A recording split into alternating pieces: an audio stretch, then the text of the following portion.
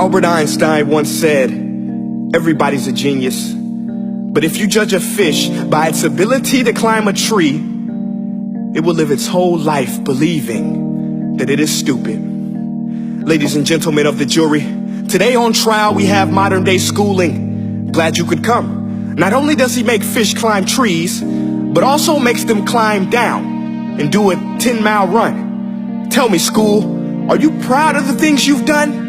Turning millions of people into robots, do you find that fun? Do you realize how many kids relate to that fish swimming upstream in class, never finding their gifts, thinking they are stupid, believing they are useless? Well, the time has come, no more excuses. I call school to the stand and accuse him of killing creativity, individuality, and being intellectually abusive.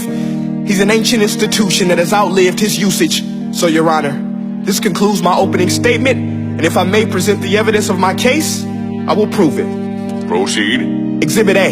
Here's a modern day phone. Recognize it? Here's a phone from 150 years ago. Big difference, right? Stay with me. Here's a car from today, and here's a car from 150 years ago.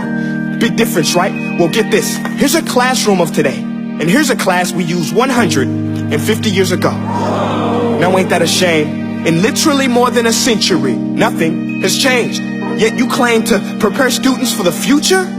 But with evidence like that, I must ask, do you prepare students for the future or the past? I did a background check on you and let the record show that you were made to train people to work in factories, which explains why you put students in straight rows, nice and neat, tell them sit still, raise your hand if you want to speak, give them a short break to eat, and for 8 hours a day, tell them what to think.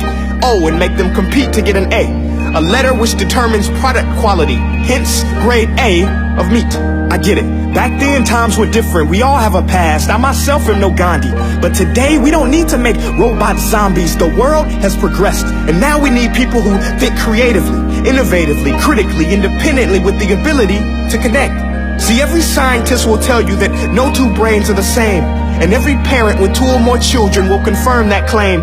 So please explain why you treat students like cookie cutter frames or snapback hats, giving them this one-size-fits-all crap. Watch your language. Sorry, Your Honor, but if a doctor prescribed the exact same medicine to all of his patients, the results will be tragic. So many people will get sick, yet when it comes to school, this is exactly what happens. This educational malpractice, where one teacher stands in front of 20 kids, each one having different strengths, different needs, different gifts, different dreams, and you teach the same thing the same way?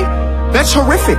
Ladies and gentlemen, the defendant should not be acquitted. This may be one of the worst criminal offenses ever to be committed. And let's mention the way you treat your employees. Objection. Overruled. I want to hear this. It's a shame. I mean, teachers have the most important job on the planet, yet they're underpaid? No wonder so many students are short-changed. Let's be honest. Teachers should earn just as much as doctors, because a doctor can do heart surgery and save the life of a kid. But a great teacher can reach the heart of that kid and allow him to truly live. See, teachers are heroes that often get blamed, but they're not the problem.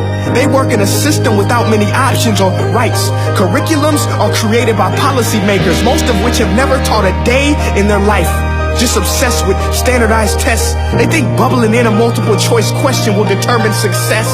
That's outlandish. In fact, these tests are too cruel to be used and should be abandoned, but don't take my word for it.